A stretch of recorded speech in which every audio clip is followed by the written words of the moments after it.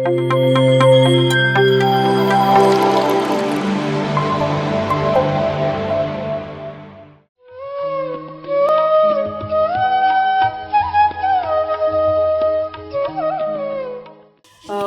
10 ವರ್ಷದಿಂದ ಧ್ಯಾನ ಮಾಡ್ತಾಯಿದ್ದೀನಿ.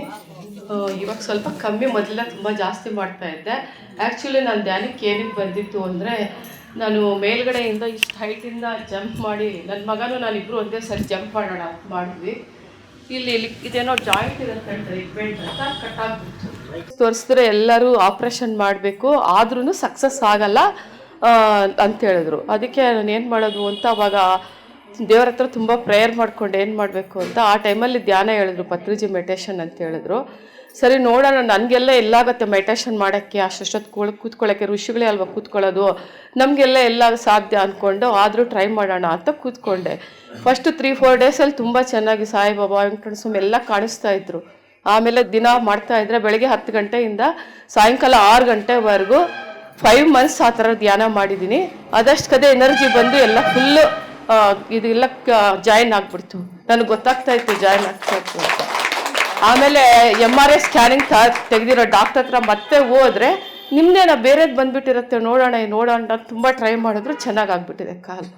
ಹಂಗಾಯ್ತು. ಆವಾಗಿಂದ ನಾನು ಧ್ಯಾನ ಬಿಡ್ದಿರ ಮಾಡ್ಕೊಂಡು ಬರ್ತಾನೆ ಇದ್ದೀನಿ. ಆದರೆ ಮೊದಲ ಥರ 10 ಅವರ್ಸ್ ಹಂಗೆಲ್ಲ ಮಾಡೋದಿಲ್ಲ, ದಿನ 1 ಅವರ್ 2 ಅವರ್ಸು ಸಿಕ್ಕಿದಾಗೆಲ್ಲ ಮಾಡ್ತೀನಿ. ಇವತ್ತು ನನಗೆ ತುಂಬ ಚೆನ್ನಾಗಿ ಧ್ಯಾನ ಆಯಿತು. ಒಂದೊಂದ್ಸರಿ ತುಂಬ ಟೈರ್ಡ್ ಆಗಿಬಿಟ್ಟಿದ್ರೆ ಬಾಡಿ ನಿದ್ದೆ ಮಾಡಿಬಿಡ್ತೀವಲ್ವ ಧ್ಯಾನದಲ್ಲಿ. ಅದಕ್ಕೆ ನಾನೇನು ಮಾಡ್ತೀನಿ, ಯಾವಾಗಲೂ ಸ್ಪೆಕ್ಸ್ ಕೈಯಲ್ಲಿ ಇಟ್ಕೊಂಡು ಧ್ಯಾನಕ್ಕೆ ಕೂತ್ಕೊತೀನಿ. ಸ್ಪೆಕ್ಸ್ ಬಿದ್ದೋಗಿದ್ರೆ ನಾನು ನಿದ್ದೆ ಮಾಡಿದ್ದೀನಿ ಅಂತ, ಸ್ಪೆಕ್ಸ್ ಕೈಯಲ್ಲೇ ಇದ್ದರೆ ಅಂದರೆ ಅವೇರ್ನೆಸ್ ನಾನು ಧ್ಯಾನ ಮಾಡಿದ್ದೀನಿ ಅಂತ. ಇವತ್ತು 2 ಅವರು ನಾನು ಸ್ಪೆಕ್ಸ್ ಕೈಯಲ್ಲೇ ಇಟ್ಕೊಂಡಿದ್ದೆ, ಒಂದು ಸರಿ ಸ್ಪೆಕ್ಸ್ ಕೈಯಲ್ಲಿ ಬಿದ್ದೋಗಲಿಲ್ಲ. ನನ್ನ ಅನಿಸಿಕೆ ಪ್ರಕಾರ ಈ 2 ಗಂಟೆ ಧ್ಯಾನ ಸಾಲದು, ಇನ್ನೂ ಜಾಸ್ತಿ ಆದರೆ ಇಷ್ಟಾರು ಆಯ್ತಲ್ಲ. ನನ್ನ ಅನುಭವದ ಪ್ರಕಾರ ನಾನು ವೃತ್ತಿನಲ್ಲಿದ್ದವಳು. ಆವಾಗ ಒಂದೊಂದು ನಿಮಿಷಕ್ಕೂ ಎಲ್ಲೆಲ್ಲಿ ಸಿಗ್ತಾಯಿತ್ತು, ಬಸ್ನಲ್ಲೋ ಆಟೋನಲ್ಲೋ ಕೂತ್ಕೊಂಡು ಧ್ಯಾನ ಮಾಡ್ತಾಯಿದ್ದೆ. ಆದರೆ ನನಗೆ ಯಾವತ್ತೂ ಒಂದು ಇದು ಆಗಲಿಲ್ಲ, ಸ್ಯಾಟಿಸ್ಫ್ಯಾಕ್ಷನ್ ಅನ್ನೋದು ಆಗಲೇ ಇಲ್ಲ. ಏನೋ ಒಂದು ಕಣ್ಣು ಮುಚ್ಚಿದೆ ತಕ್ಷಣ ನೆಕ್ಸ್ಟ್ ಅಲ್ಲಿ ಹೋಗಿ ಏನು ಕೆಲಸ ಮಾಡಬೇಕು ಇದೇ ಇರೋದು. ನನ್ನ ವೃತ್ತಿಯಿಂದ ನಾನು ನಿವೃತ್ತಿ ಆದಮೇಲೆ ಹೀಗೆ ಏನೋ ನಡೀತಾಯಿತ್ತು, ಮಧ್ಯೆ ಮಾಡ್ತಾಯಿದ್ದೆ. ನಮ್ಮ ಯಜಮಾನ್ರದ್ದು ಒಂದು ಪ್ರೊಫೆಸರ್ ರಾನಾಡೆ ಅಂತ ಒಂದು ನಿಂಬಾಳ ಆಶ್ರಮದ ಒಂದಿದೆ. ಅದು ಶ್ರಾವಣ ಮಾಸದಲ್ಲಿ ಪೌಷ ಮಾಸದಲ್ಲಿ ಸೇರ್ತೀವಿ. ಅಲ್ಲಿ ಹೀಗೆ 9 ಗಂಟೆಗೆ ಧ್ಯಾನ ಕೂತ್ಕೊಂಡ್ರೆ 11 ಗಂಟೆ ತನಕ, ಆಮೇಲೆ ಬ್ರೇಕು, ಮತ್ತು ಇನ್ನೊಂದು ಗಂಟೆ.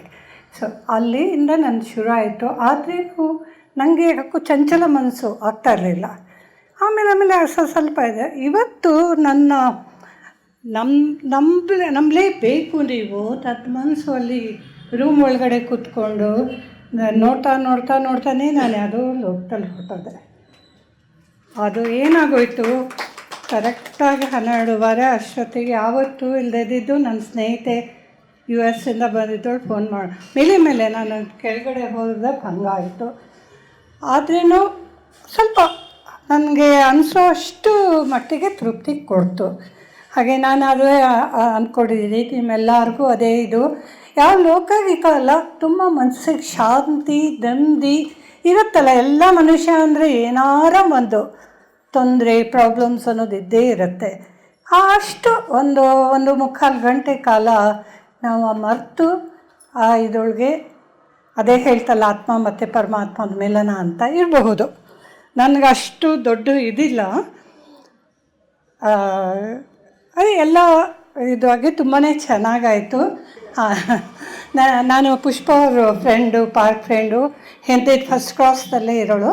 ನನ್ನ ಹೆಸರು ಡಾಕ್ಟರ್ ಪೂರ್ಣಿಮಾ ನಾರಾಯಣ್ ಅಂತ. ನಾನು ನ್ಯಾಷನಲ್ ಏರೋಸ್ಪೇಸ್ ಲ್ಯಾಬ್ಸಿಂದ ನಿವೃತ್ತಿ ಆಗಿದ್ದೀನಿ. ಮತ್ತು ನಾನು ಮನೆಯಲ್ಲಿ ಟೈಮ್ ಸಿಕ್ಕಿದಾಗೆಲ್ಲ, ಇವಾಗ ಅವಕಾಶ ಇದ್ದಾಗೆಲ್ಲ ಖಂಡಿತವಾಗ್ಲೂ ಧ್ಯಾನ ಮಾಡೋದ್ರೊಳಗೆ ಇರ್ತೀನಿ. ಧ್ಯಾನನೇ ಎಲ್ಲಕ್ಕಿಂತ ಆರೋಗ್ಯವಾದ ವಸ್ತು. ಅಂದ್ಕೊತೀವಿ ತುಂಬ ಸುಲಭ ಕೂತ್ಕೊಂಡು ಧ್ಯಾನ ಇಲ್ಲ, ತುಂಬಾ ಮನಸ್ಸು ಗಟ್ಟಿ ಮಾಡ್ಕೋಬೇಕು. ಅದು ಇನ್ನೂ ಪ್ರಯತ್ನ ಪಡ್ತಾ ಇದ್ದೀವಿ ಅಂತ ದಾದ ಪ್ರಕಾರ. ಎಲ್ಲರಿಗೂ ತುಂಬ ಧನ್ಯವಾದಗಳು. PMC ಕನ್ನಡ ಚಾನೆಲ್ ಅನ್ನು ಲೈಕ್ ಮಾಡಿ, ಶೇರ್ ಮಾಡಿ, ಸಬ್ಸ್ಕ್ರೈಬ್ ಮಾಡಿ ಮತ್ತು ಮಾಡಿಸಿ. ಎಲ್ಲರಿಗೂ ಧನ್ಯವಾದಗಳು.